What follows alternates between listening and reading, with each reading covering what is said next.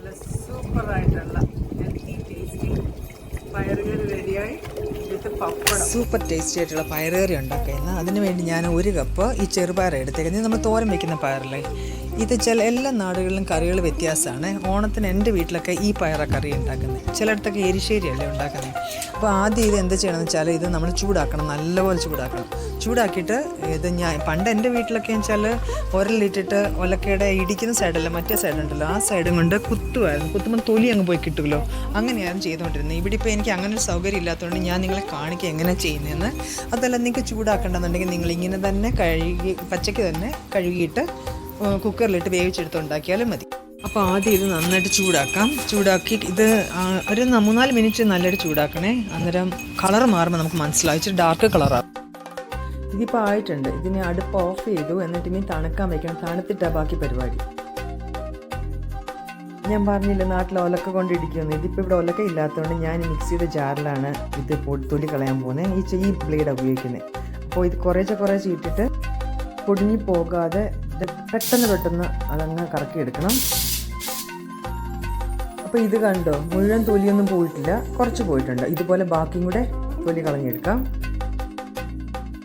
അപ്പോൾ പയറിൻ്റെ തൊലിയൊക്കെ ഒരു കളയാൻ ശ്രമിച്ചു, കുറച്ച് പോയി. അപ്പം അടുത്ത സ്റ്റെപ്പ് എന്ന് വെച്ചാൽ ഇതൊന്ന് പാറ്റിയെടുക്കണമല്ലോ. അതിന് എനിക്ക് മുറമൊന്നുമില്ല, ഞാൻ സ്റ്റീൽ പാത്രത്തിലോട്ട് മാറ്റിയിട്ട് പാറ്റിയെടുക്കുക ചെയ്യുന്നത്. എന്നിട്ട് ഇത് സിങ്കിലോട്ട് അപ്പം അവിടെ പറ്റുന്ന ഇത്രയൊക്കെ തൊലിയൊക്കെ അങ്ങ് പൊക്കോളും. ഇതാ പതിവായിട്ട് ചെയ്യുന്നത്. എന്നിട്ടിത് നല്ലതായിട്ട് കഴുകി കുക്കറിലിട്ട് വേവിച്ചെടുക്കും. വേറെ മുറവില്ലാത്തതുകൊണ്ട് വേറെ വഴിയില്ലല്ലോ. കുറച്ച് പൊടിഞ്ഞിട്ടൊക്കെ ഉണ്ട്, അതൊന്നും സാരമില്ല. അതൊക്കെ കൂടെ കഴുകി അങ്ങ് കുക്കറിലിട്ട് വേവിച്ചെടുത്താൽ മതി. കഴുകിയ പയറിലേക്ക് 1 കപ്പ് പയറിന് 2 കപ്പ് വെള്ളം ഒഴിച്ച് അത് വേവിക്കുകയാണേ. ഒരു 3-4 സ്റ്റീം വരുന്നവരെ വേവിക്കും.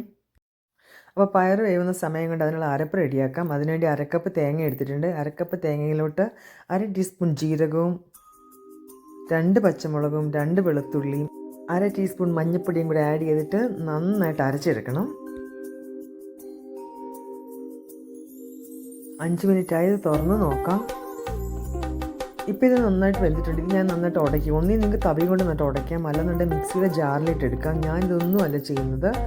ഞാൻ ഇമ്മേർഷൻ ബ്ലെൻഡർ ഉണ്ട്, അതിട്ടിട്ട് നന്നായിട്ട് അരച്ചെടുക്കുക ചെയ്യാൻ പോലെ. ഇതിപ്പോൾ നന്നായിട്ട് ഉടഞ്ഞിട്ടുണ്ട്. ഇനി ഇതിലേക്ക് ആവശ്യത്തിന് വെള്ളവും അരച്ചു വെച്ച അരപ്പും കൂടി ഇട്ട് മിക്സ് ചെയ്ത് തിളപ്പിച്ചെടുക്കാം.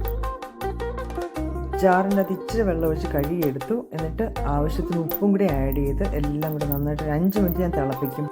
ഈ പയറെന്ന് പറയുന്നത് പ്രോട്ടീൻ്റെ കലവറയാണെന്ന് എല്ലാവർക്കും അറിയാമല്ലോ. കൊച്ചു കുഞ്ഞുങ്ങൾക്കൊക്കെ ഇത് വേവിച്ച് ഉടച്ചതിൽ ഇച്ചിരി നെയ്യൊക്കെ ഒഴിച്ച് കൊടുക്കുകയാണെങ്കിൽ ഒരു നല്ലൊരു ഹെൽത്തി മീലും കൂടിയാണ്. ഇതിന് നന്നായിട്ട് തിളപ്പിക്കാൻ ഇളക്കിക്കൊണ്ടിരിക്കണം ഇടയ്ക്ക്, അല്ലെങ്കിൽ ചിലപ്പോൾ അടുക്കി പറ്റും. ഇത്ര വെള്ളം ഒഴിക്കുന്നുള്ളൂ, ഒത്തിരി വാട്ടറി ആവാൻ പാടില്ല. ഇനി ഇതിന് ഇച്ചിരി കുറുകയും ചെയ്തോളും. 4 മിനിറ്റ് ചെറിയ തീയിലത് തിളപ്പിച്ചു. ഇനിയും ഇത് മാറ്റി വെച്ചിട്ട് ഇതിൽ കടുക് വറുത്തൊഴിക്കാം. ചൂടായ പാനിലേക്ക് ഒരു നല്ല ടേബിൾ സ്പൂൺ നെയ്യിലാണ് കടുക് വറുക്കുന്നത്, ഒഴിച്ചു. നെയ്യ് ചൂടായപ്പോൾ അതിലേക്ക് ആവശ്യത്തിന് കടുകും കരിയാപ്പിലയും ചുമന്നുള്ളി അരിഞ്ഞതും ചുമന്ന മുളകും 4 എണ്ണം മുറിച്ചു ഇട്ട് നന്നായിട്ട് മൂപ്പിച്ച്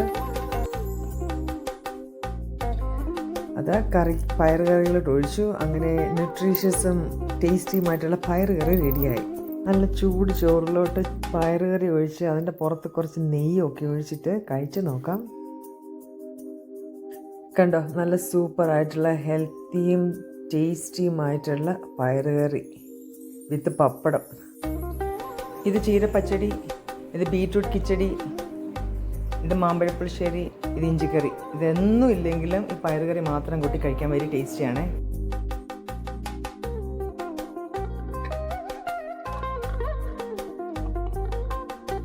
ഇതിൻ്റെ ടേസ്റ്റ് എനിക്കിവിടെ ഇരുന്നുകൊണ്ട് പറഞ്ഞു തരാൻ പറ്റില്ല, അത്രയ്ക്കും ടേസ്റ്റാണ്.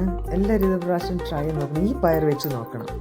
ചോറുണ്ണാത്തവർ പോലും നന്നായിട്ട് ചോറുണ്ടോ. ഇവിടെ അങ്ങനെ എൻ്റെ പിള്ളേരൊക്കെ ഇത് ഉണ്ടെങ്കിൽ എന്നും ചോറുണ്ണാൻ റെഡി. അവർക്ക് അത്രയ്ക്കും ടേസ്റ്റിയാണിത്. ഓണത്തിന് ഇത് പ്രാവശ്യം ട്രൈ ചെയ്ത് നോക്കുക. എൻ്റെ വീട്ടിൽ പണ്ട് തുടങ്ങി എരിശ്ശേരിയല്ല ഓണത്തിന് ഈ പയറുകറി വെക്കുന്നത്. അത് തന്നെയാണ് ഞാനും പഠിച്ചത്. ഞാനിപ്പോൾ അത് തന്നെ വെക്കുന്നത്. ഞാൻ എരിശ്ശേരി വെക്കത്തില്ല, ഈ പയറുകറിയെ വെക്കത്തുള്ളൂ. അപ്പം ട്രൈ ചെയ്ത് നോക്കുക. എല്ലാവർക്കും ഹാപ്പി ഓണം.